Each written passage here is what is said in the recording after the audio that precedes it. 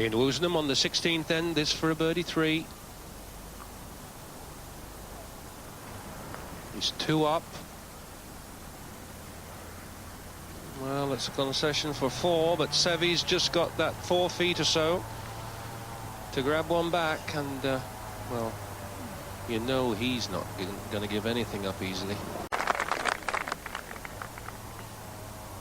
This to get the match back to just 1 down. For him, this for a 3 on the 16th.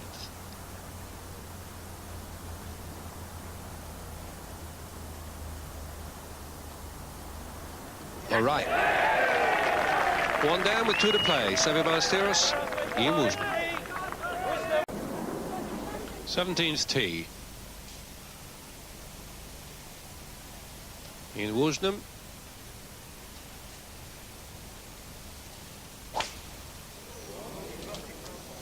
Has he blocked it off to the right? So here he is back again on 17 with Ian Woosnam. Got a long iron out. And very fortunate to get a swing at it. Just a question whether he can get it far enough down there to get some sort of a medium shot. Oh, and it's a good shot. Look at it. Bounding down the hill there. Nothing but a 9 iron, 8 iron. Now that's where Seve drove it to. And indeed, he's got the long iron out and thinks he can make it.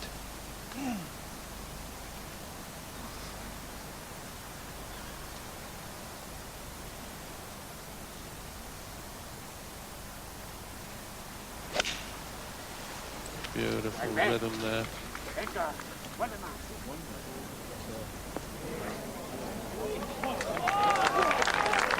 Well, that's another great shot from Seve.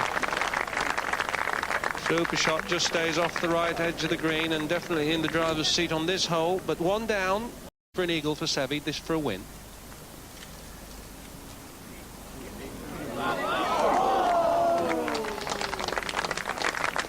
They really are so difficult. We see so many long putts go so close here, and we've said it often before, I know, but there's so many little undulations in these Wentworth greens.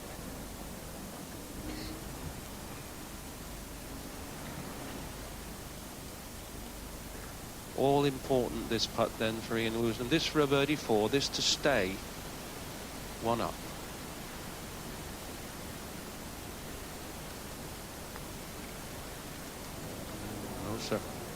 Big swing, extraordinary swing on that one. So whether Seve is going to concede, we shall see. No, he's going to. This for a 4 then, and a win for Ballesteros to take him down to the 18th tee, all square with Ian Woosnam. Yes, sir. Fighting back, Ballesteros.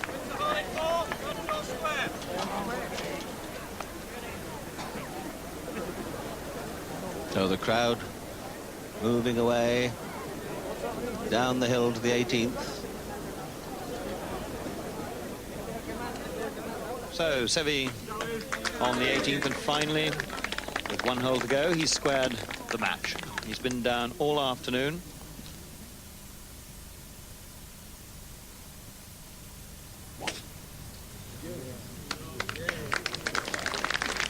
And we saw how difficult Lyle McNulty made it, but not so for Ballesteros.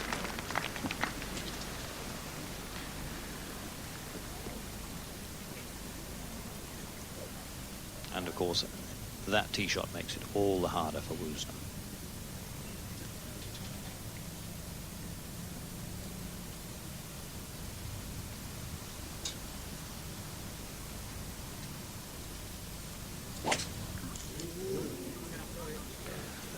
Now he's pushed that right. He did it at the 17th. He reaches, I think, for another ball. And he's in there. And 3 off the tee. 2 very poor tee shots. And he might have done it again.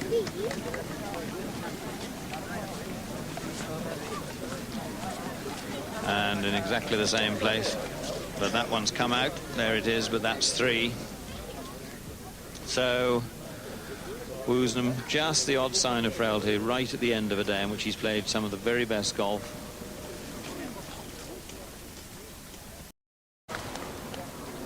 Well, the news reaches us from the 18th that Woosnam has found his first ball and is getting a drop by the looks of it. Well, somewhere in there is Ian Woosnam. He's not, as I say, ever going to show above a crowd. He's 5'4" or thereabouts. But if he's had a free drop and he's got a bit of a lie, well, he's not out of it yet. I mean, Ballesteros down the middle of the fairway.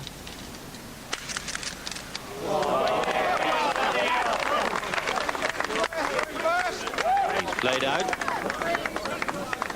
So he's over the ditch and done very well considering where he hit his tee shot to. One of the advantages of having a gallery. And there, just look at the trousers of Ballesteros. You could see there's strong winds gusting around this west course at Wentworth. And very difficult to tell because the trees blank out so much of it. But certainly he can just about get home in two.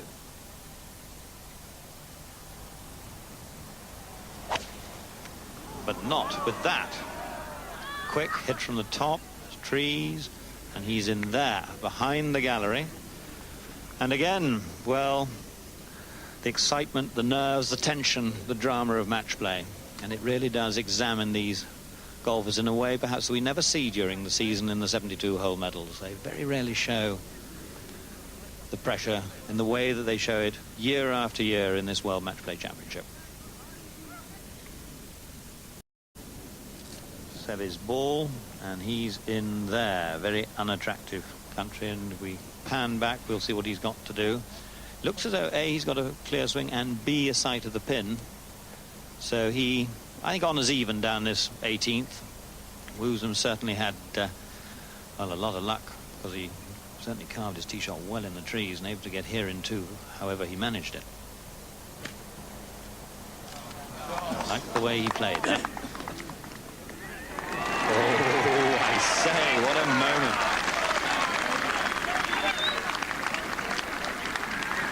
Suivez-la, Monsieur Ballesteros. Shades of the 1960s in the World Match Play with the crowds running up the fairways.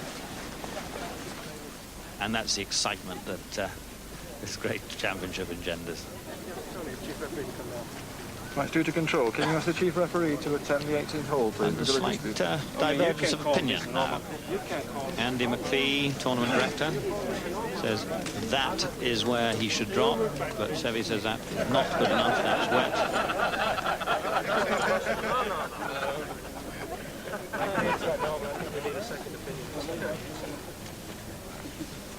And of course now we come under the definition of the rules of casual water, and it's really got to be surface water. So they've sent for a third opinion. A half in three. Similar situation. This, I think, is ground under repair because it's... That's not the problem, it's the other problem. Tony, please. Take him with you. Very unhappy if he's made to play that. He'll be very angry. But it's one of those marginal decisions. I initially said no. Looking at it further, that has been placed as an artificial surface to be ground under repair. So I would say that is ground under repair that he's standing in, and then the relief will go that side. Would you agree with that? This has only just been put down this morning. It is certainly you're standing on it. Well, the straw that has been put down, as Tony Groves saying, has been put down today, would qualify as ground under repair. Whether the ball's in it or is standing in it is entitled to relief. That's Tony Gray's decision. Now, a case of where is the nearest point not nearer the hole. Bearing in mind these twigs can be lifted up. Well, that's going to take a few minutes to resolve. So I think he's certainly had the best result he could have hoped for from that. That's the nearest point from where he was in ground under repair. That's the definition. But that's a lot better than having to go virtually straight back and somewhat sideways into the bushes. And Seve, as you rightly say, has... well, I don't say he's got away with it because the ground's all trampled, it's the sign of a very experienced player. Wasn't actually challenging the referee, just asking for the best, using the rules to his advantage.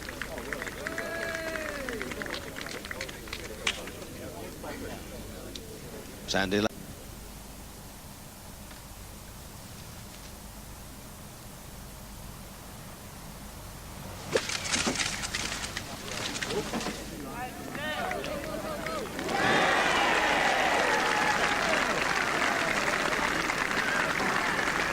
Nothing needless. Great shot.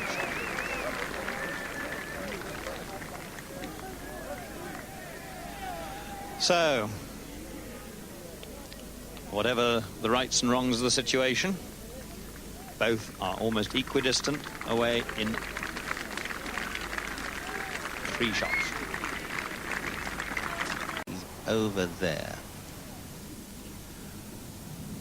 So the putting on the 18th green, I think the best thing that could happen now is for this match to be halved, or this hole to be halved in 4, and this excellent game be resolved down 37 or 38.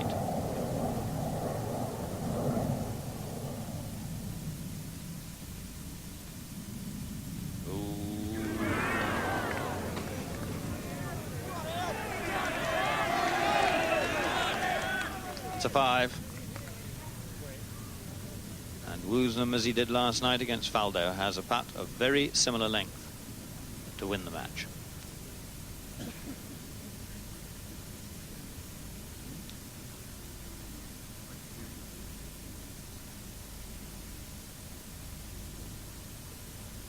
And there's nothing that Seve can do. Stop and watch.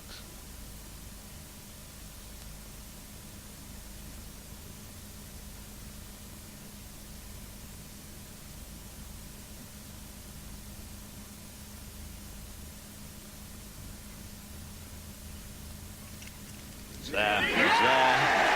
That's 2 tremendous victories for Woosnam in the last 2 days. The Open champion yesterday, Seve Ballesteros on his day, the best in the world today, and what a year this man's having. And it's not over yet. He's into the final, and we still have to wait to see who he's going to play tomorrow.